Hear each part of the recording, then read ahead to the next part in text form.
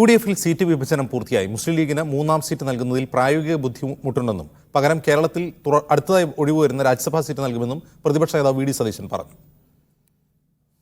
പതിവ് പോലെ കോൺഗ്രസ് 16 സീറ്റിലും മുസ്ലിം ലീഗ് 2 സീറ്റിലും RSP, കേരള കോൺഗ്രസ് ജോസഫ് വിഭാഗം എന്നിവർ ഓരോ സീറ്റിലും മത്സരിക്കും. ലീഗിന് മൂന്നാം സീറ്റിന് എല്ലാ അർഹതയും ഉണ്ടെന്നും എന്നാൽ പ്രത്യേക സാഹചര്യത്തിൽ ഇത് നൽകുന്നതിന് പ്രായോഗിക ബുദ്ധിമുട്ടുണ്ടെന്നും പ്രതിപക്ഷ നേതാവ് പറഞ്ഞു.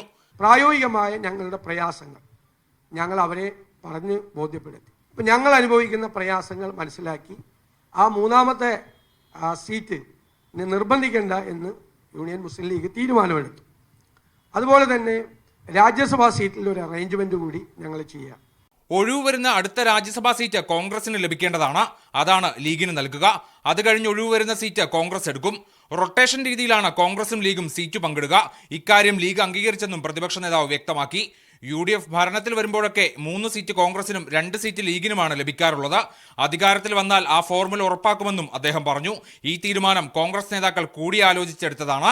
ഇതിന് ദേശീയ നേതൃത്വത്തിന്റെ അംഗീകാരമുണ്ടെന്നും സതീശൻ വ്യക്തമാക്കി. മീഡിയ 1 തിരുവനന്തപുരം.